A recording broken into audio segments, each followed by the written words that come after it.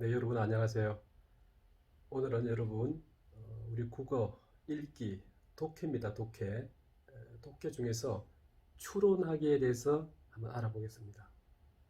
우리가 독해력 평가할 때 사실적 이해, 추론적 이해, 비판적 이해, 창의적 이해 이렇게 나눕니다.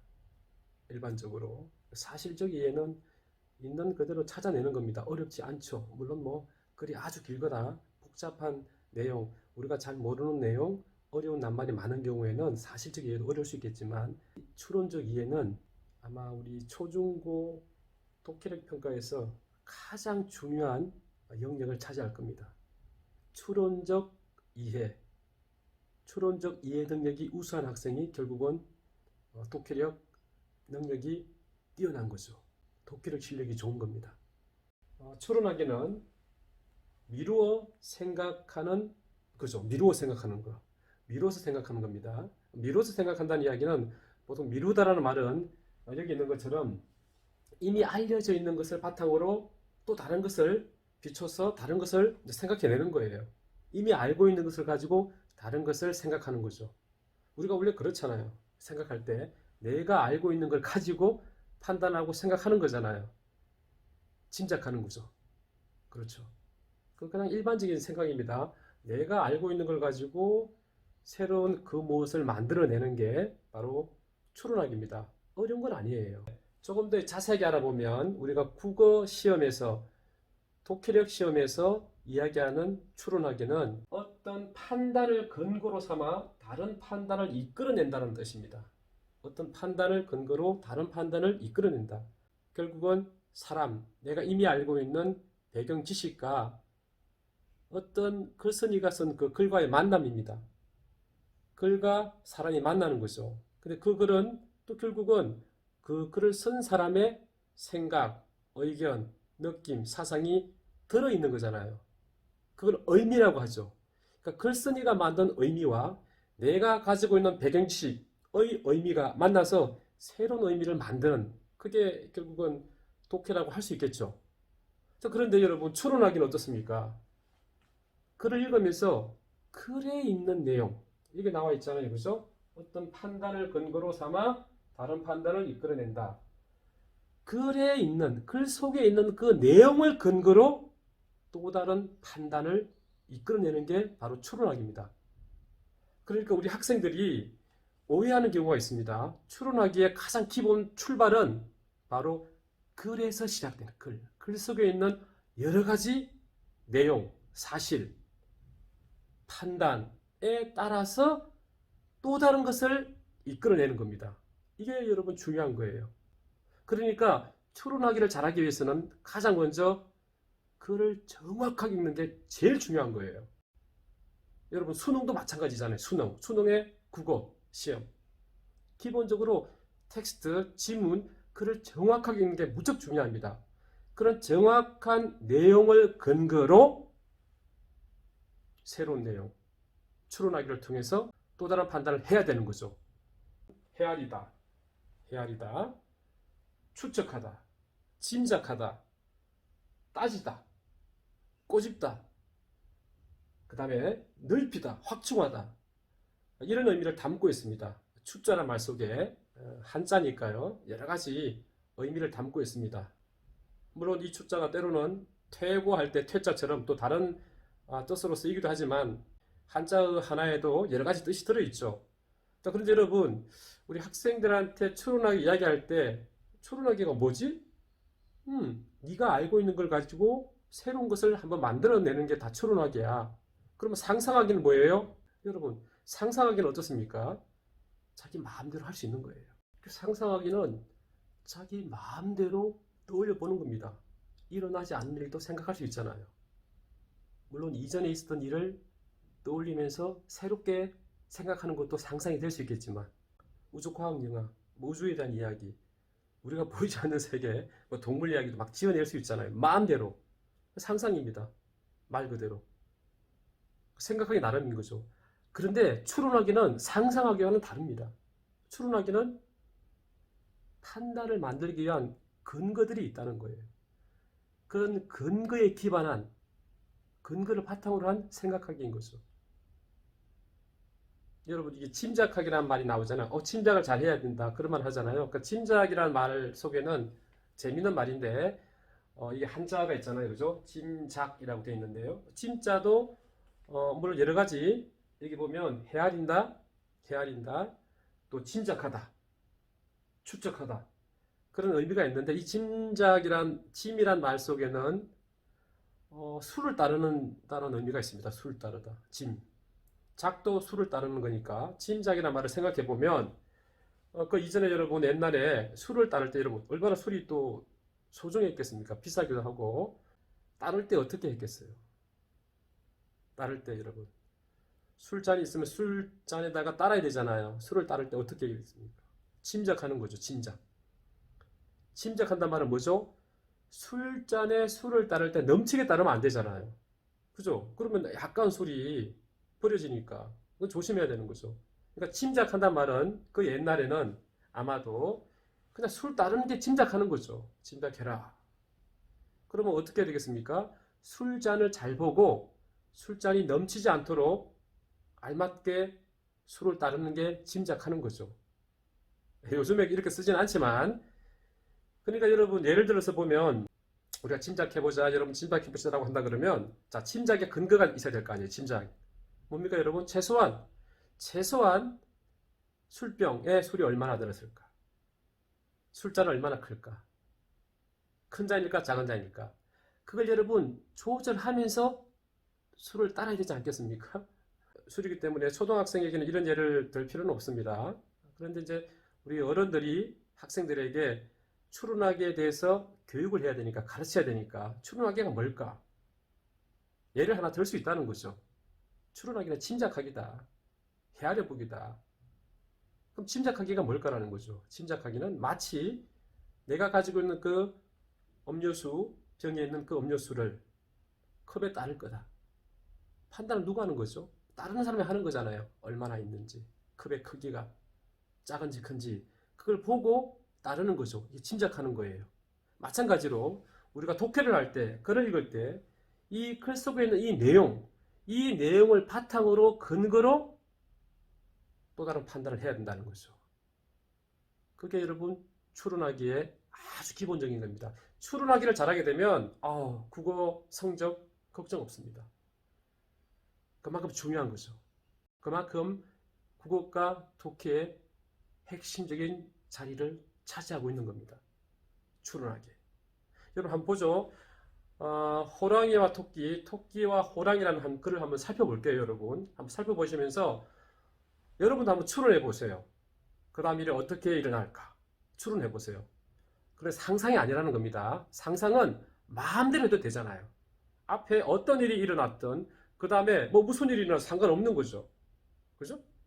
근데 그건 아니라 추론하기입니다. 추론하기란 말은 그렇죠. 이 글을 읽고 이 글을 바탕으로 새로운 판단, 내용을 만들어내는 거죠. 내가, 아이들이, 독자가, 읽는 사람이. 한번 예를 읽어보겠습니다. 다음 이야기를 읽고 이야기의 흐름에 맞게 뒤에 이어질 내용을 써봅시다. 호랑이와 토끼.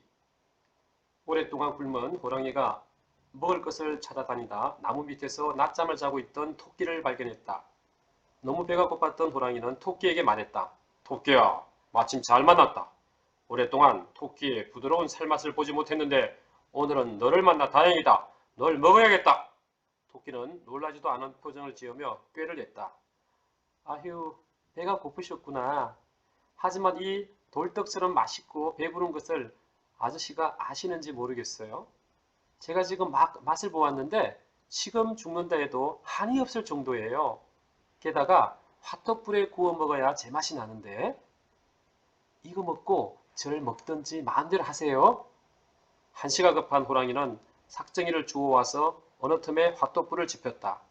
모두 11개의 돌멩이들을 화덕불에 구우니 굵고도 반드르르한 돌들이 빨갛게 달아올랐다. 아참, 장없이 싱거워서 어떻게 먹나? 내가 마을에 가서 장을 좀 얻어올게요. 아저씨, 제가 갔다 올 동안 하나라도 건드리지 마세요. 모두 10개예요. 하나라도 없어지면 당장 알 수 있으니까요. 토끼가 가버리자 호랑이는 더욱 배가 고파졌다. 전래동화입니다. 전래동화. 돌떡. 세상에도 없는 돌떡이죠. 우리가 아기 돌 때 먹는 돌떡이 아니라 돌떡입니다. 돌로 만든 떡이니까 세상에 없는 거죠. 근데 우리 학생들은 선생님 돌떡이 뭐예요? 라고 묻는 아이들이 많이 있어요. 좀 신기했습니다. 돌떡. 그러니까 이게 호랑이가 나오고 토끼가 나오기 때문에 이야기 속에 나와 있는 모든 것들이 실제 존재할 수 있는 가능성을 열어놓는 거죠. 상상력으로 우리가 만든 이야기니까 역시 이제 그렇게 생각하는 거죠. 그런데 이 이야기에 이어질 내용을 쓰려면 상상하기도 필요하지만 이 글에 있는 내용을 근거로 상상을 해야죠. 추론하기에 가깝습니다. 추론하기를 해야 되는 거죠. 여러분 보세요. 호랑이는 어떻습니까? 호랑이는 성격이 상당히 온순한 거예요. 지금 바로 잡아먹지 않았다는 거죠. 이야기니까 그렇겠지만 호랑이는 상당히 배려하는 인물이에요. 토끼 말을 들어주는 거죠. 아무리 내가 고프지만 네 말 믿겠다. 믿음을 주는 겁니다. 믿는 거예요. 그런 캐릭터입니다. 그런 인물인 거예요. 이걸 알아야 된다는 거죠. 이런 걸, 이런 내용을 계속 믿어야 되는 거거든요. 끝까지. 나중에는 후회하겠지만 지금은 토끼에게 무한 신뢰를 주고 있습니다. 왜냐하면 당장 잡아먹으면 되니까. 그죠? 착한 걸까요? 착하다고 할 수 있겠죠. 어리석을 수도 있는 거죠. 세상에 없는 돌떡 이야기를 토끼가 있는데 그걸 믿었으니까. 하지만 호랑이 입장에서도 생각해보면 세상에 돌떡이 없었는데 떡이란 말을 들었으니까 돌떡도 있겠구나 생각했을 겁니다. 분명히. 상대방 말을 상당히 잘 듣는 거예요. 호랑이는 대단한 호랑이죠. 상대방 말을 무시하지 않습니다. 경청하는 거예요. 귀를 기울이고. 그러면은 토끼가 한 그 말대로 호랑이는 해야 되는 거예요. 나중에. 그죠? 원칙은 그렇죠. 먹지 말라고 했으니까 먹지 말아야 되는 거잖아요. 그런데 그 이면에 숨어 있는 게 있는 거죠. 왜? 돌떡이 몇 개였습니까? 11개를 핫토불에 넣었잖아요. 11개를. 11개를 이렇게 삭증이를 또 자기가 직접 주워왔단 말이에요. 자기가 직접 불을 만들었습니다. 불을 놓은 거예요. 자기가 불을 놓고 그 위에다가 토끼가 말한 돌멩이 떡이죠. 돌떡 11개를 올린 거예요. 하나, 둘, 셋, 넷, 다섯, 여섯, 일곱, 여덟, 아홉, 열, 열하나. 헤아려 보니까 11개 돌떡을 넣은 겁니다. 이게 이제 빨갛게 익을 정도니까 얼마나 오랫동안 탔겠습니까? 돌이 여러분 뻘겋게 이렇게 익을 정도면, 그죠? 얼마나 뜨겁겠습니까? 그런데 토끼가 뭐라고 이야기합니까? 장에 찍어 먹어야 된다고 하는 거죠. 장에. 꾀를 부린 거죠. 장을 찍어 먹어야 된다는 이야기는 여러 가지 의미가 있는데 어떤 시도입니까? 일단 탈출의 시도이죠. 탈출하고 싶은 그런 욕구가 있는 겁니다. 탈출해야 되는 거죠. 살아야 되는 거죠. 장을 가지러 가겠다. 그러니까 우리 아이들이 장도 잘 몰라요. 장. 간장, 된장 할 때 이 장을 말하는 건데 장이라는 말을 잘 몰라요. 장. 간장, 떡을 장에 찍어 먹는다. 뭐 그런 경우도 있습니다, 여러분. 그죠? 또 간이 맞아야 되니까. 그죠? 장을 찍어 먹으러 가야 된다. 당연히 믿어주는 거죠. 신뢰하는 거죠. 호랑이는. 그런데 여기서 중요한 말을 하는 거죠. 아, 돌떡 10개입니다. 제가 헤아려 봤습니다. 10개예요. 물론 이 글에서는 한 번밖에 안 나오지만 이 학생들이 한 반에서 한 서너 명 정도의 학생들은 11개를 뒀는데 왜 토끼는 10개라고 말했을까라는 이 내용을 이해를 못하는 거예요. 추론하기 능력이 약하다는 거죠. 그런 질문을 하는 학생들은. 여러분. 왜냐하면 10개라고 말한 이것은 호랑이가 새로운 시도를 할 수 있도록 여지를 주는 거거든요. 사건이 흘러갈 수 있도록, 사건이 구성될 수 있는 하나의 장치입니다. 물론 이야기의 장치인 거죠. 우리 전래동화에서 우리 조상들이 또는 선조들이 그런 지혜롭게 그런 장치를 만들어 놓은 거죠. 그러면 여러분 11개, 10개라는 이 글 속에 있는 이런 내용, 이런 걸 근거로 해서 그 다음에 이어질 내용을 이야기할 수 있지 않겠습니까? 그렇게 해야 되는 거죠. 그럼 여러분 보세요. 11개에서 10개라고 말하는 걸 내용을 보면 호랑이는 어떻게 됩니까? 반드시 먹어야 되는 거죠. 호랑이는 어떻게 또 받게 되겠습니까? 배가 갑자기 고파야 되는 거죠. 못 참는 거죠. 참을성이 없는 거죠. 모순이죠? 호랑이는 인내심이 있잖아요. 그죠? 화토불을 피워서 돌을 구울 정도면 그 삭정이 그죠? 삭정이 나무 이제 말라서 죽은 그 나무들 다 가지고 와서 불을 폈단 말이에요. 화토불을 핀 거예요. 화토불을 놨는데 그럴 정도로 인내심이 있는 거잖아요. 참고 기다리겠다. 그렇게 맛있어? 기다린 친구가 이제는 토끼가 없으니까 어떻습니까? 먹어야 될 운명에 놓인 거예요. 이 글 내용의 구조, 흐름상 먹을 수밖에 없는 겁니다. 이게 추론하기예요. 자, 그런데 먹지 않도록 만드는 건 어떻습니까? 상상하기로 간다는 거죠. 상상하기. 이게 여러분 추론하기와 상상하기의 차이입니다. 교육적 의미를 지금 여기서 논의할 필요는 없죠. 다 가치가 있고요. 상상하기 정말 소중한 또 교육적 영역인데 독해력 향상이라는 부분에서 놓고 보면 독해력이라는 관점에서 놓고 보면 추론하기가 훨씬 더 중요합니다, 여러분. 내가 읽은 이 내용을 바탕으로 내가 읽었던 내용을 근거로 의미를 만들어내야 됩니다. 출제자의 의도. 출제자의 의도에 맞는 의미를 내가 만들어내야 되는 거죠. 이게 추론하기예요, 여러분. 그러니까 토끼가 10개라고 말했기 때문에 반드시 토끼가 장을 가지고 돌아오기 전에 먹어야 되는 거죠. 뭐 먹고 난 그 다음 이야기는 자세하게 하지 않겠습니다. 아마도 그냥 우리 보통 먹게 되면 뭐 이빨이 빠지지 않겠습니까? 그런 정도. 그런데 우리 학생들 전반적으로 호랑이를 죽게 하거나 또는 호랑이가 화가 나서 토끼를 다시 잡아먹거나 또는 뭐 상상을 못합니다.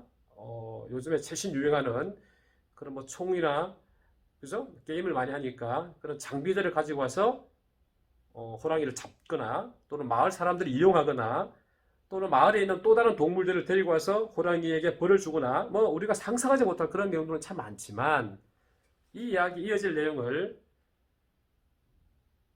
문제에 맞게 구성하기 위해서는 바로 글 내용을 정확하게 파악해서 그 글 내용을 바탕으로 이 이야기가 어떻게 흘러가야 될지, 어떻게 펼쳐지는 것이 이 이야기의 흐름에 맞는 것인지, 그게 맞게끔 글을 구성하는 것이 추론하기에 맞는 장문, 쓰기가 되는 거죠. 이거는 쓰기에 대한 예입니다만 우리가 읽기 문제를 풀 때, 독해력 문제를 풀 때도 마찬가지인 거죠.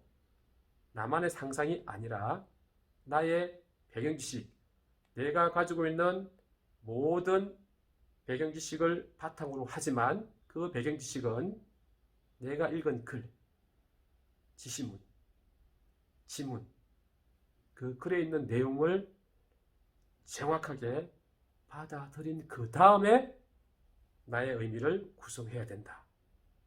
그래서 추론하기는 지문 읽기가 무엇보다 중요하다. 그런 거죠, 여러분.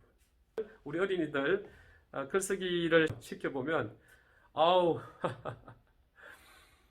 제가 참 재미있는 글도 있지만 너무 그냥 강하게 호랑이를 이렇게 응징한다고 해야 될까요? 아우 참. 그래서 이런 이야기 쓰기 하나에도 또 우리의 인성교육이라고 하는 그런 부분에 대한 어떤 중요성도 느낄 때가 있어요. 그래서 여러분 오늘은 추론하기라는 아주 중요한 독해 능력이죠. 그런 능력들에 대해서 여러분 관심을 가져야 되고요. 아마도 추론하기는 우리 그 대입 수능뿐만 아니라 회사에 지원하기 위해서 보는 뭐 시험이라든지 또는 뭐 공무원 5급 공무원이죠. 공무원 시험 볼 때도 마찬가지예요. 그래서 추론하기는 상당히 중요합니다. 아주 기본적인 내용이지만 추론하기 능력을 잘 갖추어야 일을 잘하지 않겠습니까? 그죠? 내 앞에 있는 이런 자료들, 근거들을 가지고 판단해야 되니까요. 앞으로 어떤 일이 생길지 전혀 우리가 예상하지 못한 일들이 생길 수 있으니까 그것이 내 안에 있는 나의 개인적인 어떤 지식을 가지고 추론하고 또 판단할 수 있겠지만 이미 많은 사람들이 만들어 놓은 그런 자료가 있잖아요. 그죠? 객관적인 자료, 데이터베이스화 되어 있는 그런 내용을 가지고 판단하는 것. 그런 게 중요한 거죠. 오늘 여러분 추론하기에 대해서 알아봤습니다. 감사합니다.